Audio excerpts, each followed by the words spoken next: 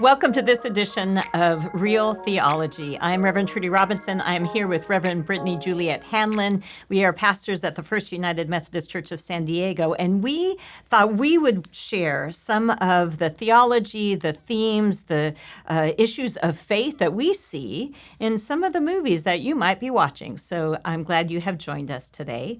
We're going to talk today about the movie called Sentimental Value. Mm-hmm.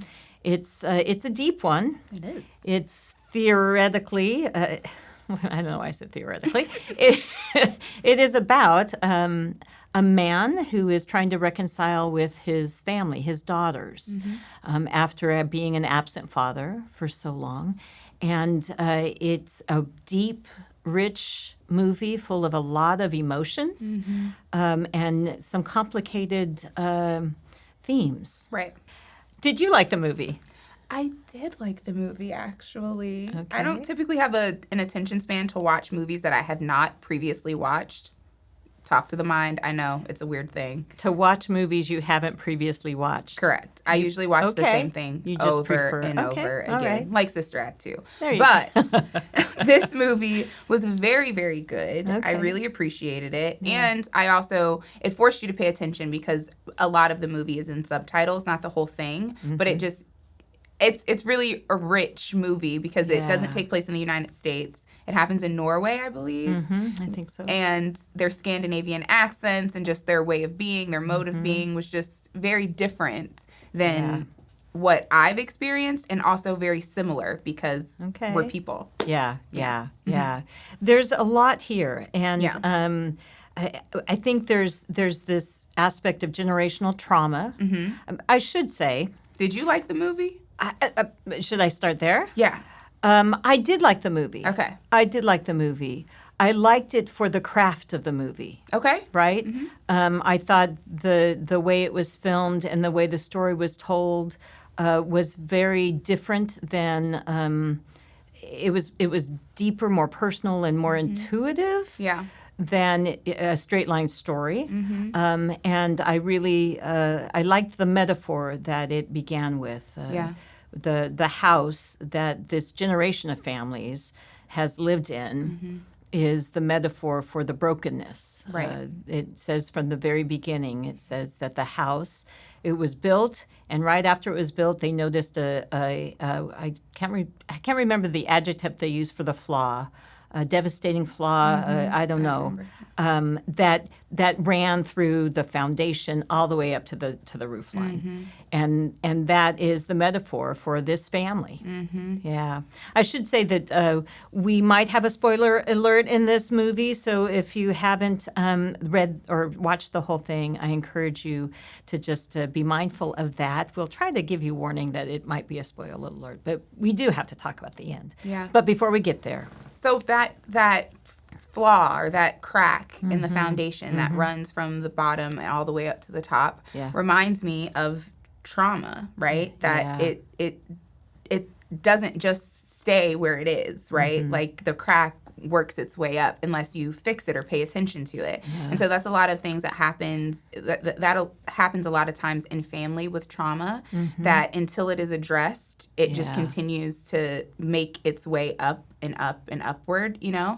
And I was thinking about the book My Grandmother's Hands, which talks about this passing of trauma from generation to generation if you're not paying attention to it, and how if we talk about how our genes like genetically are transferred, you know, from person to person, generation through generation, then the trauma is also a part of that as well, epigenetics. So I was thinking of that as well. I was like, oh, this is getting kind of deep. Yeah. And it's just, I mean, the whole idea that you can't walk away from trauma. You can't just pretend it didn't happen. And that it actually lives in our body is such an unusual, it's hard for me to wrap my head around how that is so. Our bodies just are so incredibly more complicated than we give them credit for. For sure. And it's important to pay attention to all of that.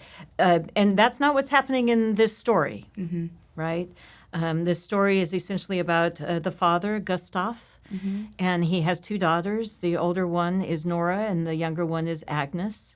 And when they were young, they experienced a lot of fighting in the house between their parents. And when Gustaf finally leaves and they get divorced, he leaves pretty much for good. It's not clear how much he might have been involved, but he's definitely strained in his relationship with that. Yeah. And I was, their mom was a therapist. Yeah. And I thought that was very interesting for a man who was, I think that some of the conversations, we didn't know what their arguments were about. Right. But he would always mention that she was a therapist. And so I think that she may have been trying to get into his mind a bit to figure out, why are you acting like that? Or, what happened to you as a child? Or, and he just was not willing to necessarily go there. Well, and that's evident in one part of the scene. They talk about how he and his wife met. And they had 2 very different stories, right? And Gustaf says that I saw her and she was stunning, and then I developed a problem so I could talk to her. And her story was he came in for therapy, and I was helping him with that. So that denial, right? I would also like to say, side note, you're not supposed to do that. That's right. Therapist, child. That you done crossed the professional ethical line. Well, yeah. So boom, but continue. Yeah. Well, there's a lot of that going on, though, right? So this man, this father, he's hiding from all of the trauma, all of the things that have caused this generational trauma, and he's passed that on to his daughters. And he hides behind his films. He's a filmmaker. And part of the storyline is that he's making a film that he wanted his daughter to play a role in. And instead, she says no, and he finds somebody else. But he always deflects. He always says, oh, no, this isn't about me. And then maybe it is about him. And we get confused as we watch this movie, not know, well, is it or is it not, right? There's a conversation about a stool that's in a prominent part of the story. And he tells the actress who is in this film that he's making that the stool was the actual stool about this actual thing that happened. And she's impressed, and oh my gosh, this is so powerful, right? And then she leaves, and somebody else comes in, and he says, yeah, I told her that was the original stool. And the person says, oh, you mean the one you bought last week from in IKEA, right? Yes. I mean, so there's a confusion around this movie for me watching it. And I think it mirrors the confusion of him, his avoidance, his ability to not really embrace anything that's real, not understanding or dealing with his experiences. And so he's in and out of this, what's real and what's not. And we see that as he's trying to make this film. Yeah, absolutely. I think that the film, he says to his daughter that he wrote it for her, right? That it was her life. But I think that he wrote it for him and wanted to give his children a better glimpse into who he was, Yeah. It certainly, this film was his best attempt to be able to reconcile with his daughter. So he hides behind his films. His oldest daughter hides behind her roles, right? She's a Broadway actress and of some renown. And part of the damaged relationship, he really doesn't like Broadway, and he really kind of puts her down for not doing what he does, and she, yet in her roles, you see her use some of what she has experienced, and like the confusion we see in what he is doing, I think there's confusion in what she is doing too. At least as I was watching the movie, there was this one horrible scene that happened, and we knew that she would be in tears, and we see her next and she's in tears, but it's not real. She's on the stage. And it's, okay, well, wow, that's what she's doing right there. She's using that experience in a pretend way. Yeah. And I think that, you know, her acting, who she was as an actress was not who she was as a person. And I think that you see that when she's kind of struggling to make her way on the stage. Yeah, exactly. So this film that he's making, he wrote for his daughter, but she didn't want to have any part of it. And so he hires an American actress, Rachel, to be the stand-in. And that really is kind of what she is, because he wants her to be Nora, his daughter. And tell me what you think about that whole dynamic. I was really...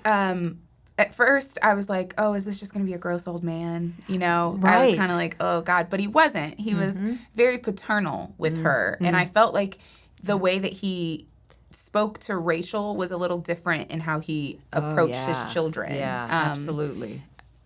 I don't know if it was because of the culture difference or because he really needed her to do this film. Yeah. But there was a tenderness that I felt like he had in communicating with Rachel. And I feel like the tenderness is what she needed as well. I appreciated that he got her, that he cared for her in ways that other people hadn't shown that same level of care for her. Yeah.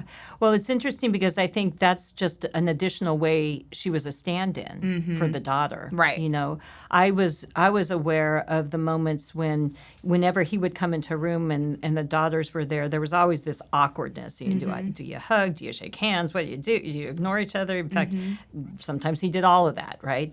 But when he saw her, they would embrace warmly. Yeah. Rachel, when he saw the stand-in, they would embrace warmly.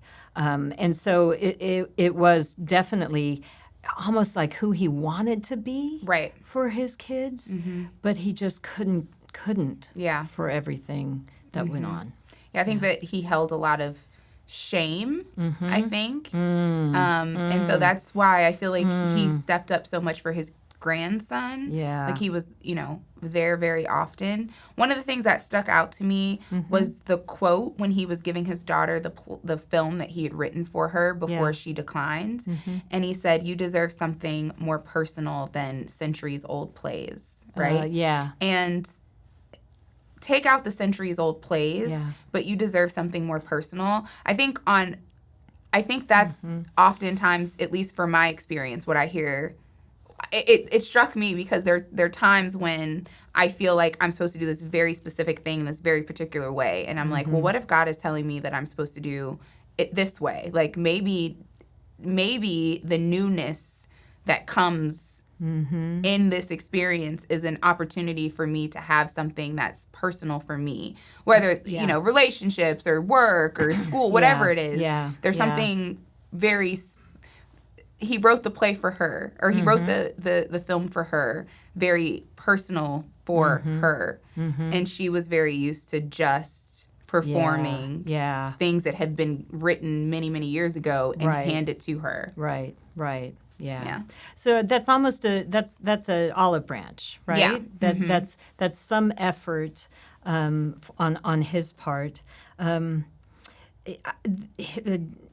Skarsgård, I think I said his name right. Gustaf. Gustaf. He is nominated for Best Actor for this role. And there's one scene that I think is he gets my vote in this one expression. Yeah. It's when he is going to a friend of the family who he wants to be the cameraman for this film that he's making. And they talk about how's the family, right?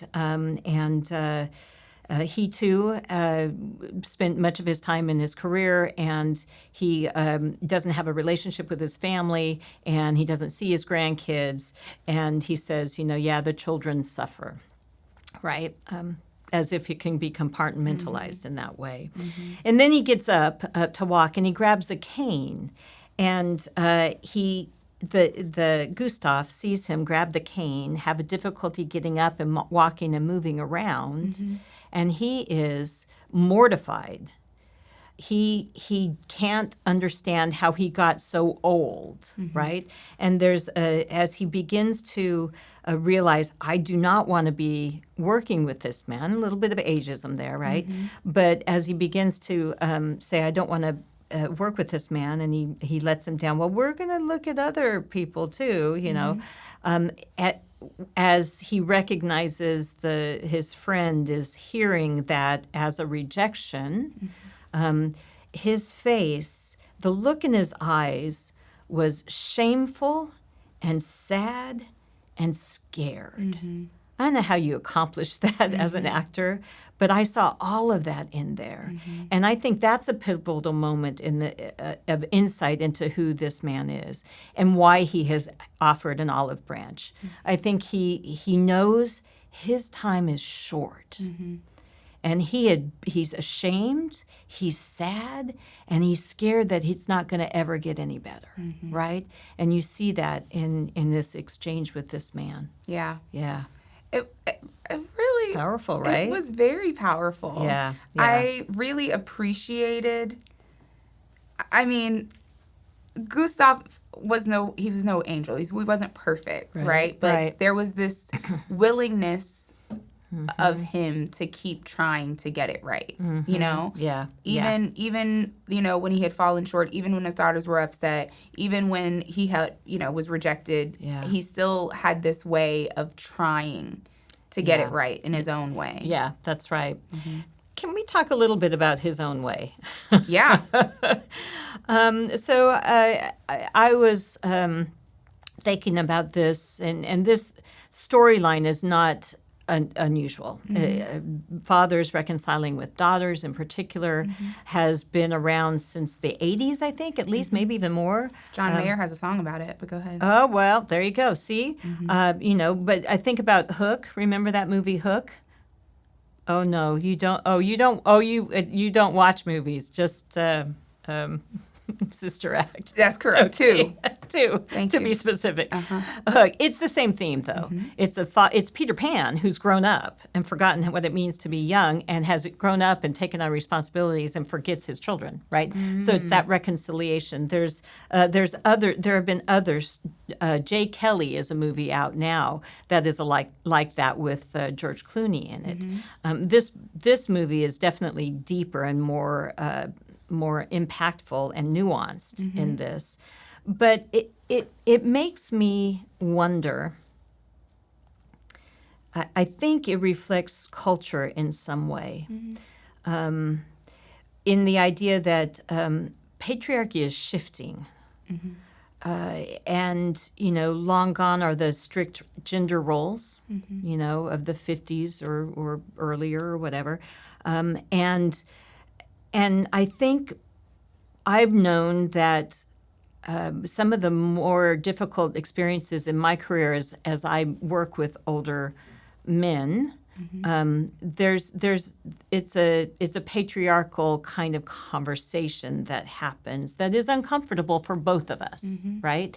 So it makes me wonder, though, that if this isn't kind of part of that working out in this storyline too, in the idea that that this man wants to be connected to his children, but didn't back in the day. And I wonder how much patriarchy caused him to be distant, to be the successful businessman or filmmaker or whatever, to bring home the money or whatever. It just feels like there's a patriarchal aspect to this. And the idea that he kind of gets his identity in what he does. He has this identity of having affairs, and that's how he relates to women. And there's a couple of instances in the film where he talks about being with the younger woman as though it's a normal thing, right? And he's even that flirty old man, too. I wasn't so convinced that he and Rachel had a pristine relationship. Yeah. It felt just a little unspoken about it, right? But all of that is kind of what patriarchy says, that's what you need to be, men. And this story is saying, no, you need to grow. You need to be in the family. You need to know that life is more than anything. And those are messages we hear in culture too, right?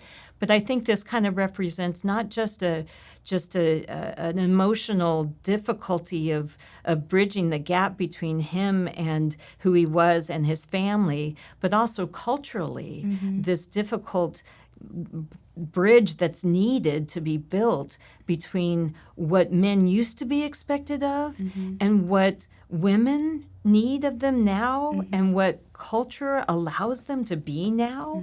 And that's a hard bridge to pass. Yeah. I mean, it goes back to one of the opening scenes with the house, right? Yeah. He left the house, but he left the house. The house was in his name, but his children and his ex-wife still lived in the house. And so there was this idea that he had done, even though he wasn't around them anymore and he had moved away, that he had still done his part because his kids had a roof over their head. You know what I mean? Exactly. Yeah. Exactly. Yeah. Yeah. There's just so much here. There's so much. I just loved it. And even the ways of communication, I think, have patriarchal roots too. That's not that women are so perfect. Let me just be clear about that. And so maybe I don't even need to say patriarchal, but I found it was interesting the way he said everything he did. It was like, you have to do it my way. We're going to reconcile because I made this film and I want you to be there. And he was even shaping Rachel in the way he had to have some sort of influence on his life or whatever. And then he gave his grandson DVDs. They're like a DVD. Yeah. No, I get it. I would give that gift too because I have plenty still. But just that kind of, it's an old style. It's an old way of being, and it's not connecting with anybody, right? Yeah. Really interesting to think about that. I also thought about, some of the questions about faith that were more explicit there when, they were talking about, the quote is that I believe it was Nora said that someone once told me that prayer isn't really talking to God. Yeah. That was part of the script. Yeah. That he had written. That he wrote. Yeah. Okay. Yeah. It's about acknowledging the despair. Yeah. And to throw yourself on the ground and do all, and that because that's all that you can do. Yeah. Right. Yeah. And wow, and he was I think that in the play that he wrote, the film that he wrote, he was having this reckoning with faith. Yeah. Because of how he grew up with his, I don't want to say everything, right? Right. But his mom had some challenges, in her life. His aunt had some challenges in their life. He was born in 1951, right? And his faith was very different. It was cultivated in a different way than just going to church, right? Right. I think that was some of the wrestling that was happening on that side as to who is God? Why does this matter? Yeah. And also, I care about it because I'm mentioning it. Yeah, exactly. That is taken on new forms. Right. Culturally, too. Yeah. Let's talk about the ending. So, spoiler alert. You mentioned the part that Nora read in the script. She resisted reading it for a long time. Agnes read it through the night. It was so riveting, and it was so touching for her. That's the older sister. That's the older sister, the younger sister. And she encourages Nora to read it. You need to just read it. And that scene that reading that began with, someone once told me about prayer. It ends with her actually praying, and the last thing she says is, "I want a home." I want a home. I want a home. And then she and her sister begin talking about a suicide attempt that Nora had made in years earlier. We don't get to see that. And Nora says, "How does he know?" Right? Did you tell him? No. So there's in the script, and in Nora reading it, and Agnes as well, and in Gustaf writing it, there was something that was known. Gustaf knew them somehow in a way that allowed then that connection to be or to be offered. And Agnes says, it was almost like he was there with you. Yeah, I don't want to tell it all, but didn't his mom? Yeah. So I think that there was a lot of, Yeah. like, Yes. I again, with that foundation that cracks, what I mean? That it follows from generation to the next until it is addressed, right? And so I think that really Gustaf saw a lot of his mom in Nora and a lot of the reckoning that she was doing. And he also said that I see myself in you. Yeah. So yeah, but I think Nora didn't quite make that connection of how the generations build on each other and the string keeps going, right? Until they began to have more conversations, until she read that part to understand that it's not just her who struggles with this, but it was his mother, and can imagine what it was like for him as a child to watch that. So, and then she ends up making the film, and the last scene, I felt as though they finally began to understand each other. And you could see the ache in his heart, again, amazing acting, the ache in his heart for having waited so long. And you could see the forgiveness that she had in her, and just this sense of such lost time. Yeah. Did you feel that too? I did. Yeah, yeah. That they had finally figured it out, and it was like beautiful. Yeah. And still there was a grieving that it couldn't have happened sooner. That's right. That's right. That's what good movies are all about. I know. It was really good. I felt many different emotions watching it. Yeah. Thanks for joining us in this conversation. We would love to hear what you think. Watch the movie, see what you think. Drop us a line. Say hello. We hope you enjoyed it. We'll see you next time. Bye. This is a production of First United Methodist Church of San Diego. To learn more about our events and ministries and to access additional learning resources, visit fumcsd.org.